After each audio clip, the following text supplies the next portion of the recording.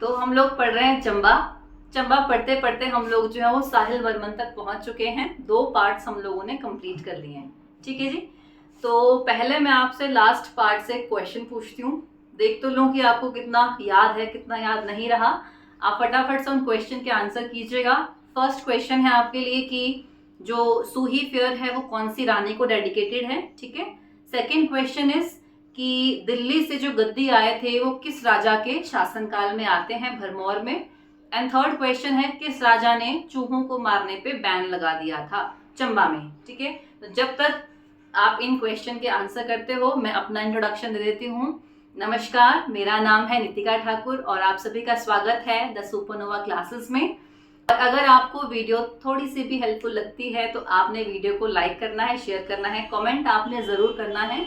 और हमारी classes app पे भी चलती हैं, तो अगर आपको कोई भी इंफॉर्मेशन चाहिए उन क्लासेस के रिगार्डिंग तो आप गिवन नंबर पे कॉल भी कर सकते हैं, व्हाट्सएप भी कर सकते हैं, जैसा भी आपको सही लगे। तो हाँ जी, कर दिया आपने आंसर। आगे बढ़े हम लोग। हम साहिल वर्मन पढ़ रहे हैं। साहिल वर्मन की वाइफ के बारे में हमने पढ़ लिया था, उनकी डॉटर के बारे में पढ़ लिया था। टाइम पीरियड है 920 और हमने ये देखा था कि साहिल वर्मन के मन में आता है कि मैंने बनाना है एक मंदिर, और वो मंदिर कौन सा है, लक्ष्मी नारायण। ठीक है जी, लक्ष्मी नारायण। तो लक्ष्मी नारायण मंदिर बनाने का सोचते हैं साहिल वर्मन, लेकिन इस मंदिर को जो बनाया जाना था वो एक स्पेशल मार्बल से बनाया जाना था और वो स्पेशल मार्बल चंबा में मिलता नहीं था। मार्बल कहाँ मिलता था, विंध्यन माउंटेन रेंजेस में। ठीक है जी, विंध्यन माउंटेन रेंजेस में आपको वो मार्बल देखने के लिए मिलेगा। तो विंध्यास कहाँ पे हैं, अगर हम इंडिया के रिस्पेक्ट में देखें तो आपको थोड़ा कुछ इस तरह से भारत मिल जाएगा। And from Gujarat to Bihar, ठीक है जी, गुजरात टू बिहार कुछ इस तरह से हमारे पास विंध्यन माउंटेन रेंज आपको देखने के लिए मिलेगी। ठीक है, तो अपना हिमाचल तो यहाँ है। तो फिर साहिल वर्मन अपने बेटे को बोलेगा कि जाओ भाई विंध्यन माउंटेन रेंजेस पे आप जाओ और वहां से आप मार्बल लेके आओ। तो एक कहानी ये है कि जब उन्होंने साहिल वर्मन ने अपने बेटे को भेजा ना, तो वो गया यहाँ पे मार्बल लाने के लिए, बट पहले के टाइम पे बहुत से चोर, डाकू, लुटेरे वगैरह हुआ करते थे, तो उन्होंने उनके बेटे को मार दिया। फिर उन्होंने अगले बेटे को भेजा कि तू जा भाई चल मार्बल लेके आ। अगले बेटे को भी मार दिया, अगले को भी मार दिया। तो इस तरह से जो है वो टोटल 10 बच्चे थे ना, 10 में से जो 9 बेटे हैं उनको जो है वो यहाँ पे मार दिया जाता है। तो लास्ट में फिर साहिल वर्मन किसको भेजते हैं, युगांकर वर्मन को। युगांकर वर्मन, हालांकि युगांकर वर्मन जो है साहिल वर्मन के सबसे बड़े बेटे हैं। ठीक है, सबसे बड़े हैं, आपने याद रखना है। तो युगांकर वर्मन को भेजा गया कि आप जाओ अब, ठीक है, और आप जाके जो है वो मार्बल लेके आओ।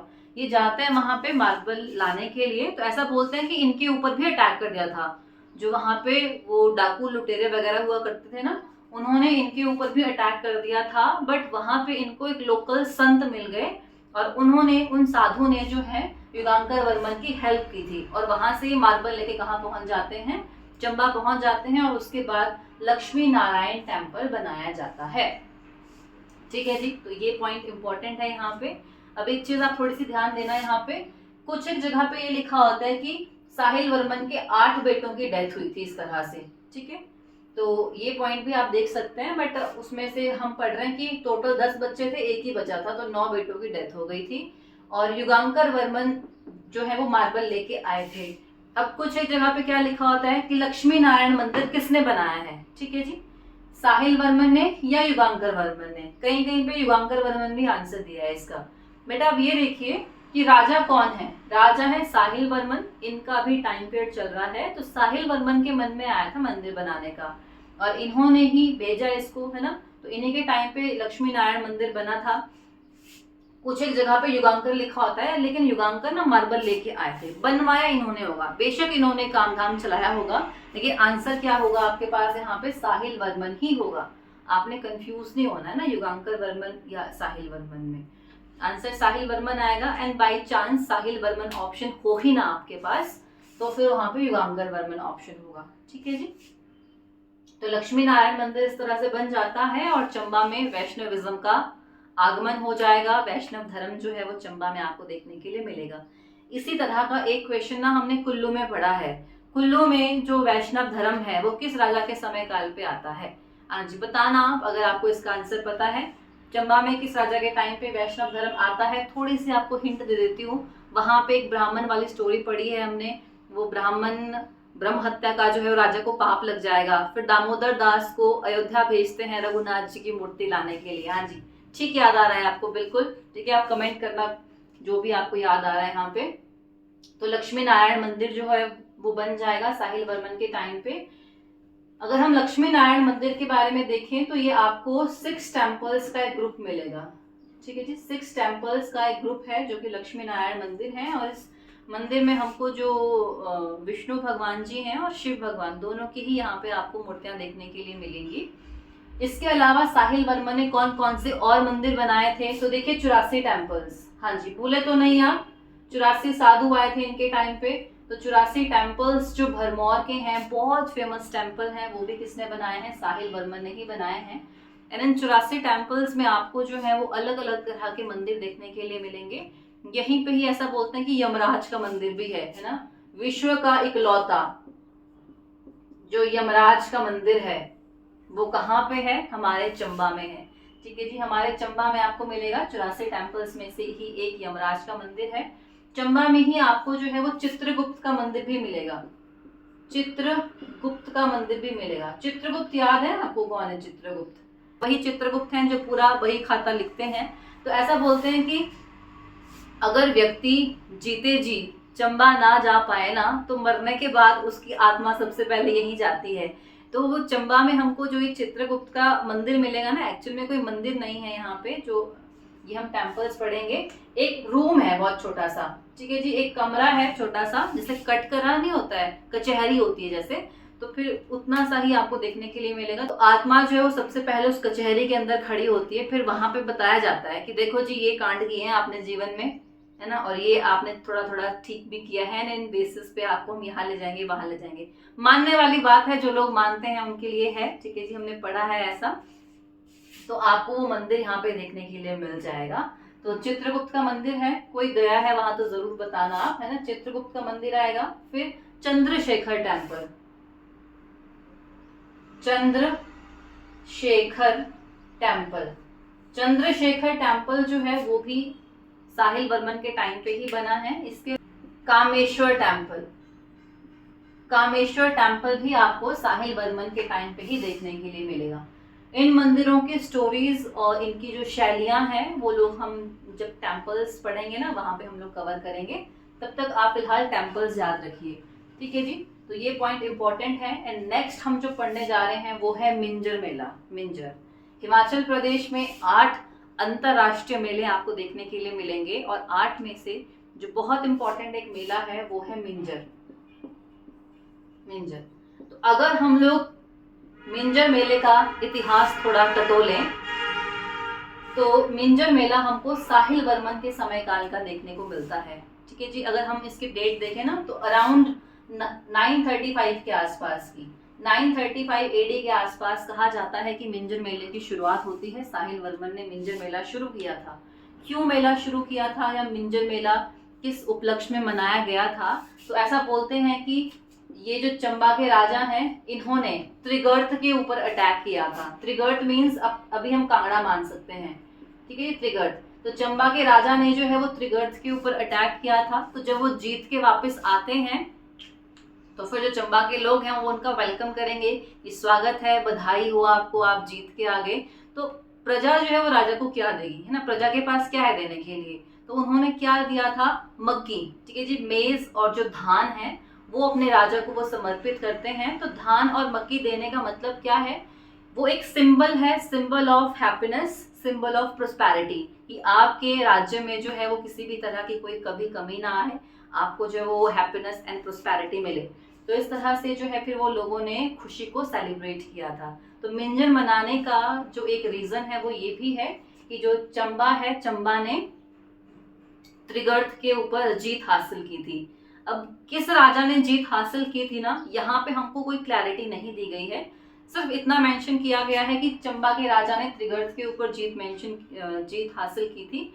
ठीक है जी, उस उपलक्ष्य में उसको मनाया गया था। अब मे बी वो राजा जो है वो साहिल वर्मन हो, या साहिल वर्मन से आगे चल के भी हम एक राजा पढ़ेंगे अभी, उनका नाम है प्रताप सिंह वर्मन। तो प्रताप सिंह वर्मन ने भी त्रिगर्त के ऊपर अटैक किया था और त्रिगर्त के राजा जो चंद्रपाल हैं उनको हरा दिया था।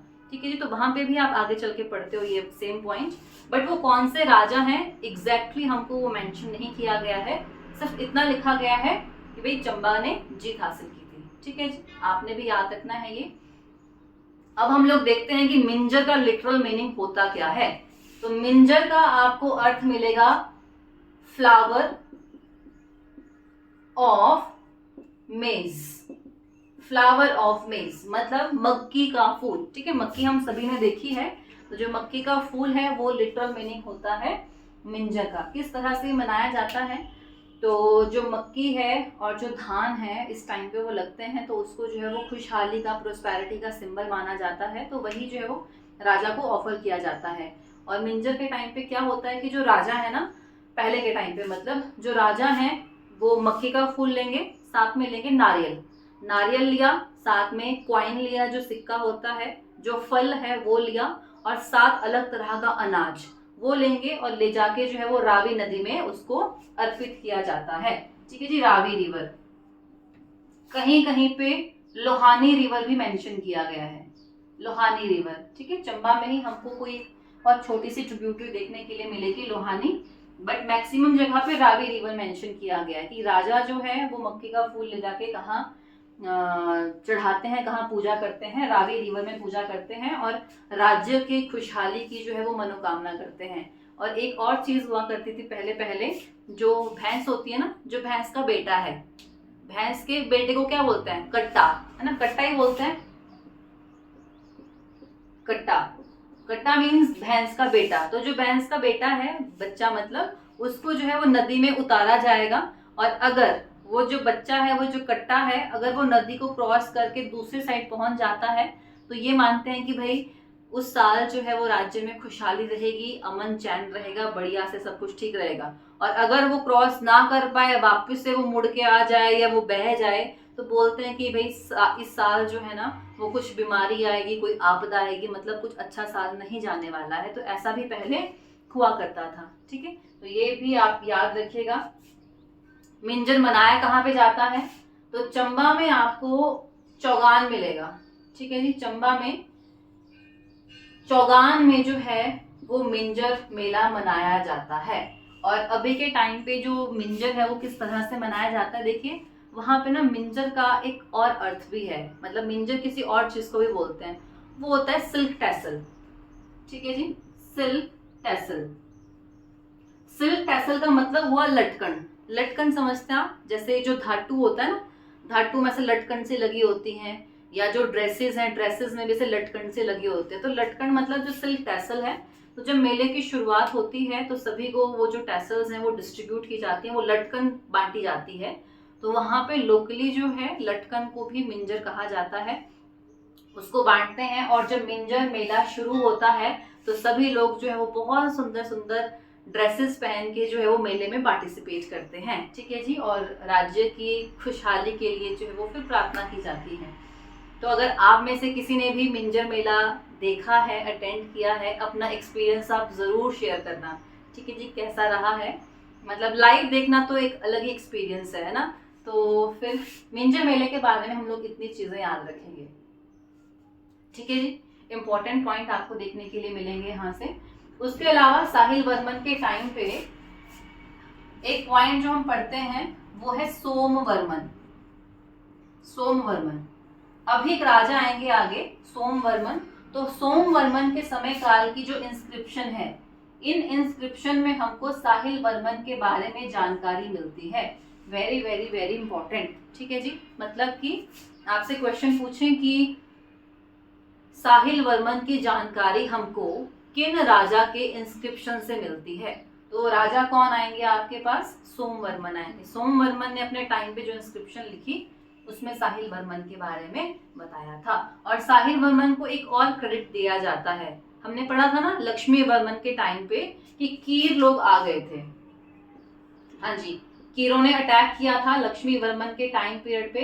तो चंबा से कीरों को परमानेंटली भगाने का जो काम है, ठीक है जी, वो किसने किया था, साहिल वर्मन ने किया था। Very very important. कि कीर जो है वो परमानेंटली यहाँ से भाग गए थे किसके शासनकाल में, साहिल वर्मन के शासनकाल में। और कीर लोग यहाँ आए थे उसका हमको क्या सबूत मिलता है, क्या एविडेंस मिलता है, तो वो मिलता है जी कीरग्राम।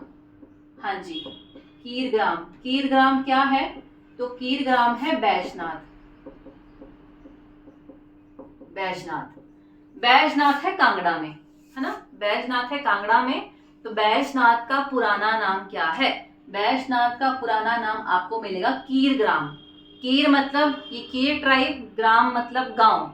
जो कीर है उन्होंने जो है ये जगह बसाई होगी, क्योंकि जब कीर आए थे ना, अब आप बोलोगे कि भाई आपने तो चंबा में बोला अभी, तो कीर लोग जब चंबा में आए तो ऐसा तो नहीं है कि वो सिर्फ चंबा में बैठे रहे होंगे कि हम चंबा से आगे तो हम जाएंगे नहीं, है ना, ऐसा तो नहीं हुआ होगा। उन्होंने अपने एरियाज को एक्सपैंड किया होगा एंड मे बी पहुंचते पहुंचते वो बैजनाथ तक पहुंच गए।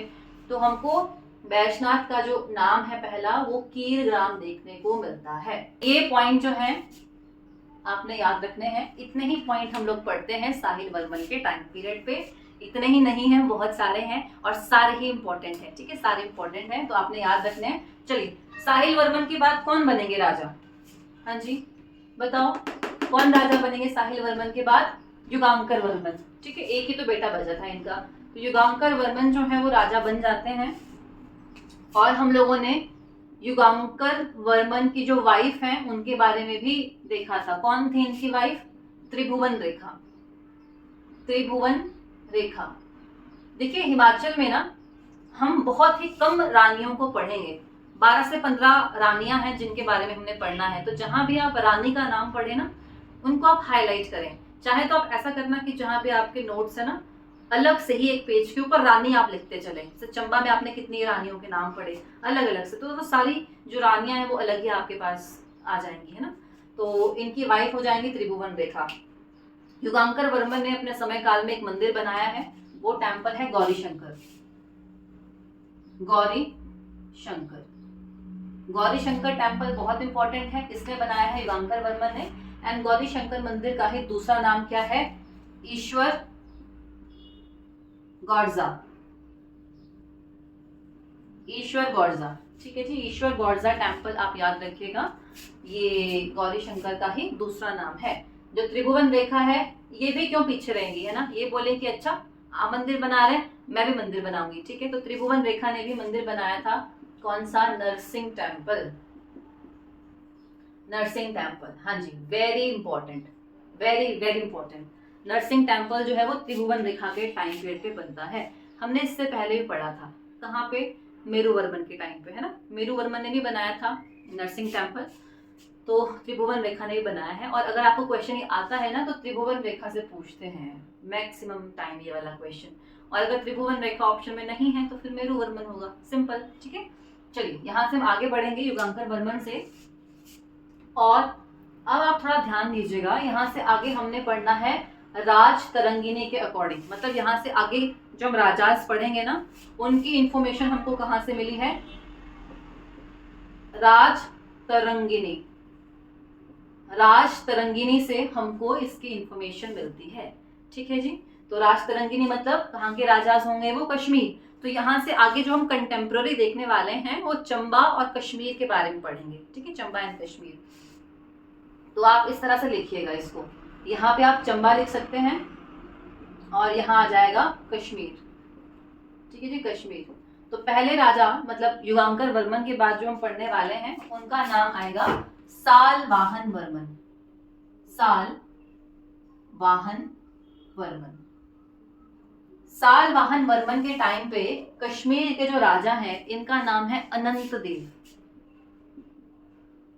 अनंत देव, ठीक है जी। पहले तो आपने यही पॉइंट याद रखना है कि सालवाहन वर्मन के टाइम पे कश्मीर के राजा कौन हैं, अनंत देव हैं। इन दोनों के बीच में लड़ाई होती है और इस बैटल में सालवाहन वर्मन की डेथ हो जाएगी, ठीक है जी। सालवाहन वर्मन की क्या हो जाएगी, डेथ हो जाएगी और अनंत देव जो है वो जीत जाते हैं। Very very important point. And Salvahan Varman के टाइम पे हमको 2 इंस्क्रिप्शंस देखने के लिए मिलेंगे, मतलब 2 अभिलेख हैं इनके समय के, कहाँ कहाँ पे, सई रीजन एंड तिस्सा रीजन में। सई और तिस्सा वाले एरिया में जो है इनके टाइम के हमको सालवाहन के टाइम के हमको इंस्क्रिप्शन देखने के लिए मिलेंगे। और जब हम इन इंस्क्रिप्शन को पढ़ते हैं तो हमको ये पता चलता है कि जो चुराहा रीजन है, हाँ जी, चंबा में ही है ना चुराहा वाला एरिया, जो चुराहा वाला एरिया है इस समय पे वो चंबा का पार्ट नहीं था। चुराहा रीजन किसका पार्ट था? बलौर एरिया का। चुराहा जो है वो बलौर के पास चला जाता है। बलौर मीन्स बशोली वाला एरिया, हाँ जी, बशोली। हम बसोली पढ़ेंगे आगे चल के। तो जो चुराहा रीजन है वो किसके पास चला जाएगा? बशोली के पास या बलौर के पास जो है वो एरिया चला जाता है। यही पॉइंट इसमें इंपॉर्टेंट है। ठीक है जी, चलिए आगे हम बढ़ते हैं। सालवाहन वर्मन के 2 बेटे थे। एक का नाम आएगा सोम वर्मन, एक का नाम आएगा असत वर्मन। असत वर्मन या फिर अस्तु वर्मन, असत वर्मन या फिर अस्तु। कहीं कहीं पे असत लिखा गया है, कहीं कहीं पे अस्तु लिखा गया है इसको। ठीक है, अब इन दोनों के बारे में ज्यादा हमको जानकारी मिलती नहीं है। सोमवर्मन के टाइम पे हमने सिर्फ एक ही पॉइंट पढ़ा है, हम पढ़ चुके हैं। ठीक है जी, कौन सा पॉइंट है? हाँ जी, सोमवर्मन ने एक इंस्क्रिप्शन लिखी थी जिसमें साहिल वर्मन के बारे में हमको जानकारी मिलती है। तो साहिल वर्मन के टाइम पे हमने पॉइंट पढ़ा था, है ना, कि किस राजा की इंस्क्रिप्शन से साहिल वर्मन के बारे में पता चलता है। ये है वो सोमवर्मन। तो सोमवर्मन की इंस्क्रिप्शन में साहिल वर्मन के बारे में बताया गया है। बस जी, इतना ही पॉइंट पढ़ेंगे हम इनके टाइम पे। अगले राजा हैं असत वर्मन या फिर अस्तु वर्मन। अगले राजा कौन आ जाएंगे? असत या फिर अस्तु वर्मन। और इनके टाइम पे आपको कश्मीर के जो राजा मिलेंगे वो कौन मिलेंगे? कलश। हाँ जी, उनका नाम क्या है? कलश है। और ये हमको कहाँ से पता चलेगा? हाँ जी, कहाँ से पता चलेगा? तो जी राजतरंगिणी से पता चल जाएगा। तो असत वर्मन ने क्या सोचा? इसका दिमाग लगाया बहुत। इन्होंने सोचा कि कश्मीर के साथ लड़के फायदा कोई है नहीं, क्योंकि कश्मीर पावरफुल है, तो क्यों ना मैं दोस्ती कर लूं इनके साथ। और दोस्ती करने का एक बहुत अच्छा तरीका क्या है? शादी करवा देते हैं इधर उधर, तो शादी हो जाएगी, तब तो फिर रिश्तेदार बन जाएंगे, है ना, रिलेटिव बन जाएंगे, तब काय का पंगा। तो फिर अस्तु वर्मन भी क्या करेंगे? अपनी बहन वापिका, ठीक है जी, अपनी सिस्टर वापिका की शादी वो किससे करवा देंगे? कलश से करवा देंगे। और कलश तो जी अब बन गए जीजा जी। ठीक है जी, तो अब तो फिर लड़ाई का कोई सवाल यहाँ पैदा होता नहीं है। तो अस्तु वर्मन ने अपनी बहन की शादी किससे करवाई थी? कलश से करवा दी थी। और इनके टाइम पे थोड़ा स्मूथली जो है वो काम चलेगा, बिल्कुल। अगले जो हम राजा पढ़ेंगे चंबा के वो हैं जसाटा वर्मन। जसाटा वर्मन। और जसाटा वर्मन के टाइम पीरियड पे जो कश्मीर के राजा हैं इनका नाम है हर्ष। ये इनके बेटे थे, इन दोनों के, है ना, कलश और वापिका के ही बेटे थे ये हर्ष। तो जसाटा वर्मन के टाइम पीरियड पे कश्मीर के राजा कौन है? हर्ष है। तो इनके रिलेशन तो बहुत अच्छे हैं, ऑब्वियसली अच्छी होंगी, अभी यहाँ से चल पड़े, बढ़िया रिलेशन है इनके बीच में। हर्ष का ना पंगा हो जाएगा, हर्ष की लड़ाई होगी किसके साथ? वो होती है सुशाला के साथ। सुशाला कौन है? सुशाला, तो सुशाला आपको मिलेंगे लाहार फैमिली से। लाहार फैमिली, लाहार वंश के जो राजा हैं इनका नाम है सुशाला। और सुशाला की जो लड़ाई है वो हो जाती है हर्ष के साथ। और जब पंगा होगा तो फिर अपने अपने फ्रेंड को बुलाते हैं ना कि हाँ भाई आजा फटाफट से ना, इधर पंगा हो गया है लड़ने के लिए। तो फिर वैसे ही जो हर्ष है ये भी बुलाएंगे। ये किसको बुलाते हैं? जसाटा वर्मन को बुलाएंगे। एंड जसाटा वर्मन आते हैं और वो हर्ष की हेल्प करेंगे। तो हमको यहाँ पे क्या जानकारी मिलती है राजतरंगिणी में कि चंबा के राजा जसाटा वर्मन ने कश्मीर के राजा हर्ष की हेल्प की थी अगेंस्ट सुशाला ऑफ लाहौर फैमिली। ठीक है जी, हेल्प तो कर दी, लेकिन इस लड़ाई में जो है वो ज्यादा पावरफुल कौन है? सुशाला जो है ये ज्यादा पावरफुल है। और सुशाला ये लड़ाई जीत जाते हैं। और जब ये जीत गए थे तो इन्होंने क्या किया ना, जसाटा वर्मन को पकड़ा और बंदी बना लिया था। तो इनको बंदी बना के ये विजेश्वर टेम्पल में रखेंगे। विजेश्वर, ठीक है, इनको बंदी बना के कहाँ रखा था इन्होंने? विजेश्वर मंदिर में इनको बंदी बना के रखा था। एंड कुछ टाइम बाद छोड़ भी दिया था। इन शॉर्ट कौन जीत जाता है? सुशाला जो है वो जीत जाते हैं, काफी पावरफुल ये हैं। उसके बाद कुछ एक टाइम के बाद ना हर्ष के जो ग्रैंडसन थे, ठीक है जी, हर्ष के जो ग्रैंडसन हैं उनका नाम है भिक्षाचर। भिक्षाचर, भिक्षाचर याद रखिए आप। हर्ष के ग्रैंडसन का नाम है भिक्षाचर। भिक्षाचर की भी लड़ाई हो जाएगी सुशाला के साथ ही की। अच्छा, मेरे दादाजी को हराया था, अभी बताता हूँ मैं। ठीक है जी। तो भिक्षाचर की हेल्प भी कौन करेगा? जशाटा वर्मन है, ये भिक्षाचर की भी हेल्प करते हैं अगेंस्ट सुशाला। इन शॉर्ट, जो जशाटा वर्मन है, इन्होंने कश्मीर की हेल्प ही की थी हमेशा। हर्ष के टाइम पे भी हेल्प की एंड भिक्षाचर के टाइम पे भी इन्होंने हेल्प की थी सुशाला के अगेंस्ट। ठीक है जी, सुशाला के अगेंस्ट। तो ये पॉइंट्स हमको जशाटा वर्मन के टाइम के देखने को मिलते हैं। और यहाँ से हमको एक और बात पता चलती है कि जशाटा वर्मन के टाइम के इंस्क्रिप्शंस हमको कहाँ कहाँ मिलेंगे। ये वाला क्वेश्चन भी इंपॉर्टेंट है। तो एक इंस्क्रिप्शन है लौह टिकरी इंस्क्रिप्शन। लौह टिकरी इंस्क्रिप्शन आपसे पूछे, लौह टिकरी इंस्क्रिप्शन जो है किस राजा के समय काल का है? जसाटा वर्मन का। एक है पांगी इंस्क्रिप्शन, पांगी। तो ये दोनों इंस्क्रिप्शन आपको किसके समय काल के मिलेंगे? जशाटा वर्मन के समय काल के मिलेंगे। और यहीं से हमको एक बात और पता चलती है कि जो चुराहा वाला एरिया है, ठीक है जी, चुराहा वाला जो एरिया है, वो एरिया इस टाइम पीरियड पे चंबा के पास वापस से आ गया था। ठीक है जी, चंबा के पास वापस आ गया। चुराहा इस टाइम पे चंबा के पास था नहीं, देखिए चुराहा बशोली के पास था, ये पढ़ा आपने यहाँ पे। एंड चुराहा वापस किसके पास आ गया है? जशाटा वर्मन के टाइम पे चुराहा वाला एरिया हमको चंबा के अंडर ही देखने के लिए मिलता है। एंड जो अपना लाहौल स्पीति है ना, लाहौल वाला एरिया, वहां से लाहौल, लाहौल वाला एरिया भी किसके पास है? जसाटा वर्मन के पास है। तो आप क्या देख रहे हैं कि जसाटा वर्मन ने कश्मीर की हेल्प की थी और जो उसके एरियाज थे वो भी बढ़ गए थे। चुराहा भी उसको मिल गया था, लाहौल वाला एरिया भी मिल गया था। यही हम पढ़ते हैं जसाटा के टाइम पे। ठीक है जी, जसाटा वर्मन। यहां से आगे है उदय वर्मन। अगले राजा आप लिखिएगा उदय, उदय वर्मन। और जब उदय वर्मन चंबा के राजा बनते हैं तो उदय वर्मन क्या सोचेंगे? उदय वर्मन सोचेंगे कि ज्यादा पावरफुल कौन है यहाँ पे? सुशाला है ना। देख ही रहे हैं आप, सुशाला पावरफुल है। कि सुशाला के साथ लड़के जो है ना वो कोई फायदा है नहीं, तो क्यों ना मैं इनके साथ दोस्ती कर लूं।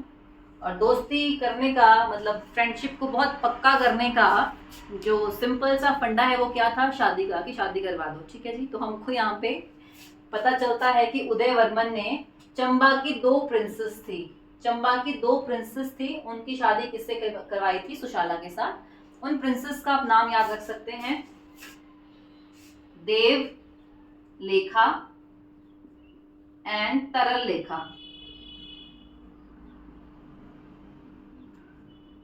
देव लेखा या देव रेखा भी लिखा होता है, या फिर तरल लेखा। ये दोनों प्रिंसेस की शादी किससे करवा दी? सुशाला। सुशाला कोई 20-22 साल का लड़का तो होगा नहीं, है ना। सुशाला देखो, हर्ष फिर उसका पोता है भिक्षाचर, उसके भी टाइम का है। तो मतलब सुशाला आपको काफी एज्ड इस टाइम पे इंसान मिलेगा। बट फिर भी उदय वर्मन ने जो है वो देवलेखा और तरल लेखा की शादी किससे करवा दी थी?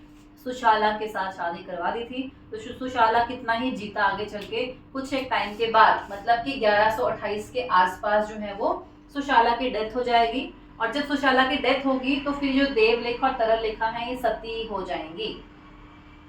ठीक है जी, ये सती हो जाएंगी। तो ये आपको इंफॉर्मेशन मिलती है राजतरंगिणी से।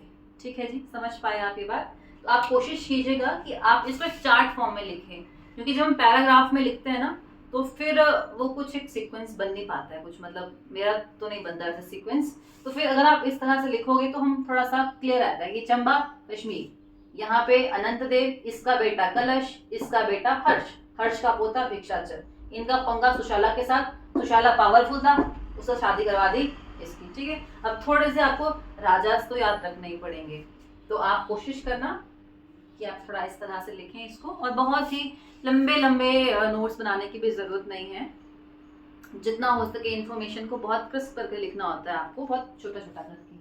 हाँ जी, क्लियर है यहाँ तक आपको? आगे बढ़े हम लोग। तो उदय वर्मन से हम आगे बढ़ते हैं और अगले राजा आपको मिलेंगे ललित वर्मन। ठीक है जी, ललित वर्मन। एंड ललित वर्मन के टाइम पे हमको जो इंस्क्रिप्शंस मिलेंगे ना वो इम्पोर्टेंट है। ठीक है, तो इंस्क्रिप्शन इनके टाइम पे मिलती है देवरी कोठी एंड सेचू नाला में।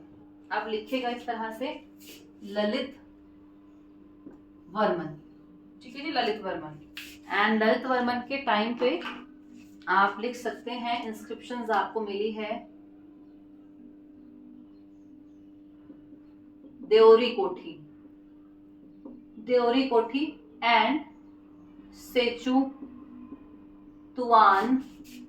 नाला, देवरी कोठी एंड सेचुतुआन नाला, यहाँ पे हमको किस राजा के समय काल की इंस्क्रिप्शन मिलती है? ललित वर्मन के समय काल की इंस्क्रिप्शन मिलती है। ठीक है, जब हमने फर्स्ट लेक्चर लिया था ना, तो हमने यही चीज देखी थी वहां पे, आपको बताया भी था कि चंबा में आपको अलग अलग जगह पे बहुत इंस्क्रिप्शन देखने के लिए मिलेगी, अलग अलग राजास के टाइम पे। तो आप देख ही रहे हैं, सेचु नाला में किसकी इंस्क्रिप्शन मिली, देवरी कोठी में किसकी मिली, सालही में किसकी मिली थी। तो अलग अलग ये सारी आपने याद रखनी है, आपको थोड़ा कंफ्यूज कर देंगे यहीं से। ठीक है जी, तो ये इंपॉर्टेंट है इंस्क्रिप्शंस। बस ललित वर्मन से हम आगे बढ़ते हैं, अगले राजा आएंगे विजयवर्मन। विजयवर्मन, और विजयवर्मन ने जो है वो अपना जो ये लद्दाख वाला एरिया है ना, लद्दाख वाला प्लस जो कश्मीर वाला एरिया है, इन एरियाज के ऊपर अटैक किया था और इधर का काफी एरिया इन्होंने जीत भी लिया था। लद्दाख का, कश्मीर का काफी एरिया इन्होंने जीता था जो विजयवर्मन है। ऐसे क्या इनके पास शक्तियां आ गई भाई कि ये इतना एरिया जीत गए? शक्तियां कुछ नहीं आई थी। इस टाइम पे इंडिया में कौन आया था? मोहम्मद गौरी आया था। ठीक है जी, गौरी आया था। गौरी और पृथ्वीराज चौहान आप पढ़ते हैं, है ना, पृथ्वीराज चौहान के बारे में। जब आप मिडिवल हिस्ट्री पढ़ोगे वहां पे आप पढ़ोगे कि भाई गौरी भारत आया था, इसकी जो लड़ाई है वो पृथ्वीराज चौहान के साथ होगी, है ना। बैटल्स आप पढ़ोगे इसमें, battle of Tarain, battle of Tarain 1191 1192 के आसपास, है ना। फर्स्ट बैटल ऑफ तराइन 1191 में हुई थी, सेकंड बैटल ऑफ तराइन 1192 में होती है। तो इस टाइम पे क्या था ना कि सभी की जो अटेंशन थी वो किसने ग्रैब करके रखी थी? गौरी ने ग्रैब करके रखी थी। तो सब लोग तो गौरी की तरफ को थोड़ा अटेंशन पे कर रहे थे। तो विजयवर्मन को मिल गया बहुत अच्छा मौका, उन्होंने अपने टेरिटरी को जो है वो एक्सपैंड किया था। तो हमको यहाँ से सिर्फ एक ही सवाल देखने के लिए आता है और वो आपसे ये पूछते हैं कि भाई गौरी का, है ना, मोहम्मद गौरी का समकालीन चंबा का राजा कौन था?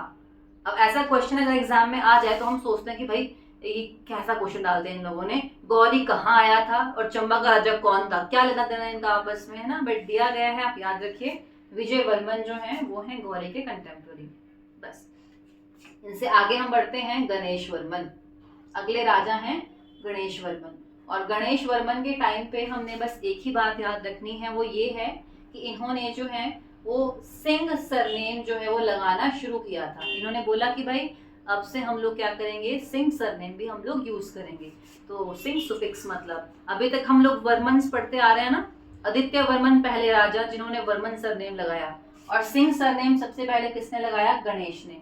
बट ऐसा नहीं है कि आप इसके बाद वर्मन्स नहीं पढ़ेंगे, अब यहाँ पे नाम हो जाएंगे प्रताप सिंह वर्मन। अभी सिंह भी लग जाएगा, वर्मन भी लग जाएगा, एंड धीरे धीरे जब आप आगे जाओगे ना तो वहां पे फिर वर्मन लगाना बंद कर देंगे। चंबा में लास्ट में हम लोग सिंह ही पढ़ते हैं। ठीक है जी, तो किसने लगाया था? वो गणेश ने। बट एक चीज और है यहाँ पे, गणेश वर्मन ही पढ़ेंगे हम लोग। इन्होंने अपने नाम के साथ नहीं लगाया, इन्होंने अपने बेटे के नाम के साथ लगाया, और इनके बेटे का नाम है प्रताप सिंह वर्मन। ठीक है जी, प्रताप सिंह वर्मन इनके बेटे आपको मिलेंगे। एंड इनकी शादी कहाँ हुई थी? कुल्लू में हुई थी। आया आपको याद? वो है ना, प्रताप सिंह वर्मन की शादी हुई कुल्लू में। किस तरह से शादी होगी?